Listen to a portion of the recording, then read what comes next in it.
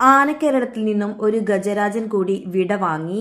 പാണഞ്ചേരി ഗജേന്ദ്രൻ എന്ന ആനയാണ് ഉത്സവ കേരളത്തിൽ നിന്നും വിട പറഞ്ഞത്.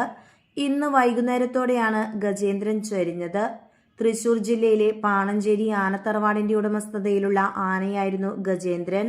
ബീഹാറിൽ നിന്നും കേരളത്തിലെത്തിയ ഗജേന്ദ്രൻ ഒരു കാലത്ത് കാഞ്ഞിരക്കാട്ട് ഗജേന്ദ്രനായും ഊട്ടോളി ഗജേന്ദ്രൻ എന്ന പേരിലും ഉത്സവ കേരളത്തിൽ നിറസാന്നിധ്യമായിരുന്നു. കുറച്ചു ദിവസങ്ങൾക്ക് മുൻപ് തീരെ അവശനായിരുന്ന ഗജേന്ദ്രനെ ക്രെയിൻ ഉപയോഗിച്ച് എഴുന്നേൽപ്പിച്ചു നിർത്തുന്ന വീഡിയോകൾ സോഷ്യൽ മീഡിയയിലൂടെ പ്രചരിച്ചിരുന്നു.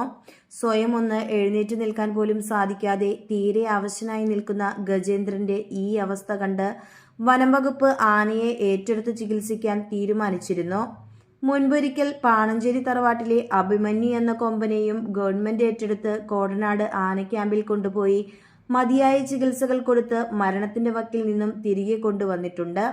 അതുപോലെ ഗജേന്ദ്രനും പൂർണ്ണ ആരോഗ്യവാനായി ഉത്സവ കേരളത്തിലേക്ക് തിരികെ വരുമെന്ന പ്രതീക്ഷയിലായിരുന്നു ആനപ്രേമികൾ.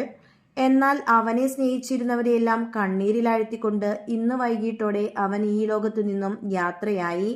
ആനക്കേരളത്തിൽ നിന്നും വിട പറഞ്ഞ പാണഞ്ചേരി ഗജേന്ദ്രന് കണ്ണീർ പ്രണാമം.